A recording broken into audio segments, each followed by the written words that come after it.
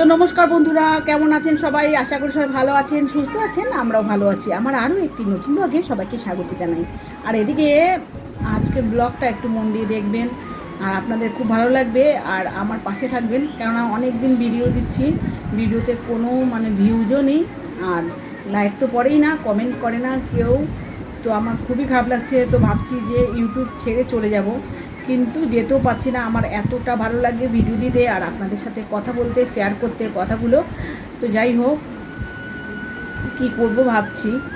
তো কি করব, শুধু শুধু বেকার খেটেও কি করব, যে কোনো সাকসেস পাচ্ছি না। অন্তত চাই যে আপনাদের ভালোবাসা, সেটাও তো পাচ্ছি না বলেন। তো কী করব বলেন। তো যাই হোক, ভিডিওটা দেখেন, ব্লগটা আপনাদের আশা করি ভালো লাগবে। তো প্রথম থেকে লাস্ট পর্যন্ত দেখবেন ভিডিওটা। তো লাইক করে দেবেন, কমেন্ট করে দেবেন, আর যা যা নতুন বন্ধু দেখছেন তারা চ্যানেলটাকে সাবস্ক্রাইব করে দেবেন। তো দেখে নেন। জানেন বন্ধুরা, এখন একটা গুজব ছড়িয়েছে, তো গুজব না সত্যি জানি না, এই ছেলে ধরা বেরিয়েছে।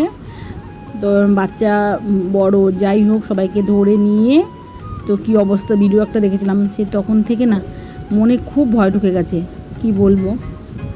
তো মেয়েগুলোকে যে স্কুলে পাঠায় না, সেটাও ভয়ে ভয়ে থাকতে হয় আমাকে। তো এদিকে দেখেন, সকাল সকাল ঘুমেতে উঠে পড়লাম, এক্ষুনি এই দুয়ারটা ঝাড় দিয়ে নেব, তারপরে দোকান ঘর গুছাবো, গুছিয়ে দোকানটা খুলতে হবে। আর এদিকে মেয়েকেও ডেকে দেবো, সে চলে যাবে স্কুলে। আর আপনার দাদাভাই সেও চলে যাবে, তার জন্য আমি সকাল সকাল এগুলো করে নিই, করে তারপরে একেবারে দোকানে ঢুকে যাব। আর এদিকে সমস্ত কাজবাজ সেগুলোও পড়ে আছে, তো একে একে করতে হবে।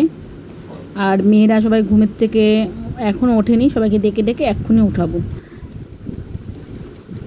তো এইদিকে দেখেন, আমার ছোটো মেয়ে স্কুল চলে গেছে, মেজো মেয়েও চলে গেছে, আর বাড়িতে আছে বড় মেয়ে। তো অনেকক্ষণ পরে চলে এসেছি। তো এতক্ষণ দোকান চালাচ্ছিলাম, আমি দোকানে ছিলাম, দোকান থেকে ঘরে চলে এলাম। তো ভাবলাম যে আজকে কাঁঠাল আছে, পাকা কাঁঠাল, তো তার জন্য করে নিলাম গোলা রুটি। এর মধ্যে আছে আটা আর ময়দা, দুটো মিক্স করে গোলা রুটি করে নেব। এটা হচ্ছে পাকা কাঁঠাল দিয়ে খেতে খুব ভালো লাগে। তো চালের গুঁড়োর রুটি হলে আরও ভালো হতো। তো যাই হোক, যেটা ছিল সেটা দিয়েই করে নিলাম, চালের গুঁড়ো ছিল না। তো এই রুটিগুলো একদম মচমচা করে ভেজেছিলাম, আর তার সঙ্গে কাঁঠাল পাকা। তো সেটাকে আমি রুটি করা, এদিকে অনেকগুলোই হয়ে গেছে আমার। আর আমার বড় মেয়েকে বললাম যে কাঁঠালটা পাকা আছে, সেটাকে হাতে সর্ষের তেল মেখে সব কটাকে ছাড়িয়ে নে। তো এদিকে দেখেন, আমার বড় মেয়ে বসে গেছে কাঁঠালগুলো ছাড়াতে, আর এদিকে আমি রুটি ভাজা করছি। আর আপনাদের দাদাভাই সেও কিন্তু স্কুল থেকে চলে এসছে, আর এখন বাজে 10:30। তো এখন আমি খেতে দিয়ে দেবো সবাইকে। তো কাঁঠালগুলোকে ছাড়াতে বললাম প্রথমে, ছাড়িয়ে তারপরে খেতে দিয়ে দেবো। আর এদিকে মেজো মেয়ে আর ছোটো মেয়ে তারা আসেনি, তাদের তো অনেকটা দূরে স্কুল যেতে হয়। তো যাই হোক, এরকম কে কে খান অবশ্যই একটা কমেন্ট করে জানাবেন। তো বেশ ভালো লেগেছিলো খেতে। তো এরপরেও এই গোলা রুটি কাঁঠাল দিয়ে খেয়ে তারপরে আবার রান্না করতে হয়েছিল। এরপরে বাসনগুলো সব পরিষ্কার পরিচ্ছন্ন করে মেজে নেব, আর ঘরের যে সমস্ত কাজগুলো আছে সেগুলোও কিন্তু করে তারপরে রান্না বসাতে হবে। এদিকে দেখেন, আপনাদের দাদাভাই খেতে বসে গেছে, আর আমার বড় মেয়েও খেতে বসে গেছে, আমিও খেয়ে নেব। আর ওই দাদাভাইকেও কটা দিলাম, কাঁঠাল দিয়ে রুটি দিলাম। আর এদিকে দেখেন, খাওয়া দাওয়ার পরে আপনাদের দাদাভাই সে এনেছে মাছ। তো মাছ আনলো, তাই জন্য আমি কাটা শুরু করে দিলাম। আর অনেকগুলো মাছ এনেছে ছোট ছোট, তার জন্য বললাম যে আঁশগুলো ছাড়িয়ে দাও। তো আঁশগুলো ছাড়িয়ে দিল, আর আমি এদিকে পেট গেলে নিলাম। তো দেখেন, মাছ কেটে একদম ধোয়া কমপ্লিট হয়ে গেছে, তারপরে চলে এলাম একেবারে রান্নার কাছে। তো এদিকে দেখেন, মাথাটা ভেজে নিচ্ছি, ওটা একটা আলাদা তরকারি রান্না করব। আর এদিকে এই বাটা মাছটাও ভেজে নিচ্ছি, এটা হচ্ছে ঝোল রান্না করব। আর এদিকে দেখেন, সব কাটা সবজি কাটা সব হয়ে গেছে। আর এদিকে দেখেন, মাছ ভাজাও হয়ে গেছে। তো একে একে সব মাছগুলো ভেজে নেব, তারপরে রান্নাটা করে নেব।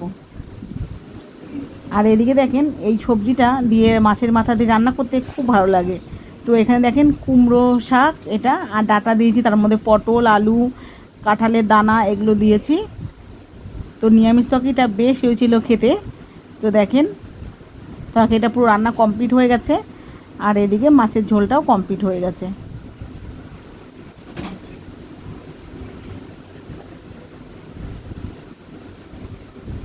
আর এটা হচ্ছে মাছের তেল। তো আপনার দাদাভাই মাছের তেল এনেছিল, যেটা আমি ভালোবাসি খেতে, তাই জন্য তেল এনেছিল। তো সেটাকেও ভেজে নিয়েছিলাম। আর এদিকে দেখেন মাছের ঝোলটাও কমপ্লিট হয়ে গেছে।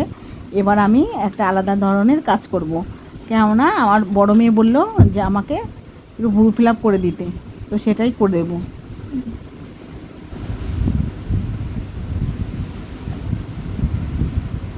তো মাছের ঝোলটাও করেছি আলাদা, আর এদিকে মাছের ঝালটাও আলাদা করলাম, কেননা আমার মেয়ে হচ্ছে মাছের ঝোল খেতে অতটা পছন্দ করে না ছোটো মাছের, তার জন্য একটু ঝাল করে নিলাম। তো তারপরে এই রান্নাঘরটা সমস্ত গুছিয়ে, তো ওপরটা পুরো গোছানো হয়ে গেছে। এবার নিচটা ভালোভাবে মুছে নিচ্ছি।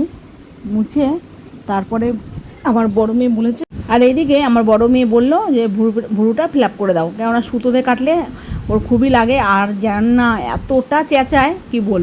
তো পার্লারের দিদি বলেছে তুই কিন্তু ব্লেড দিয়ে কেটে নিবি, তোকে আর দোকানে আসতে হবে না, এত চেঁচামেচি করিস। আমি ব্লেড দিয়ে কেটে দিলাম।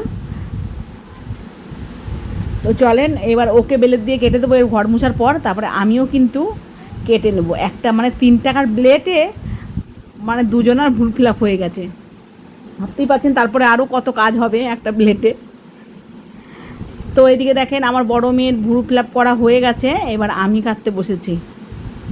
তো যাই হোক, ঘরে আমি কেটে নেই বড় আয়না দিয়ে, তো এখানে খুবই অসুবিধা হচ্ছে। আর জানেন তো ওই চোখে যে স্ট্রোকটা হওয়ার পরে না অতটা না ভালোভাবে দেখতে পাই না তো এক চোখে, তো তার জন্য খুবই অসুবিধা হয়ে যায়। তো দেখেন আমি এইভাবেই বাড়িতেই করি, আমার আর যাওয়া হয় না। তো বন্ধুরা, কেমন লাগলো আমার ভিডিওটা অবশ্যই একটা কমেন্ট করে জানাবেন, আর ভালো লাগলে একটা লাইক দেবেন। আর এমন ভিডিও যদি পেতে চান অবশ্যই চ্যানেলটাকে সাবস্ক্রাইব করে রাখবেন। টাটা বন্ধুরা, দেখা হবে পরবর্তী ভিডিওতে।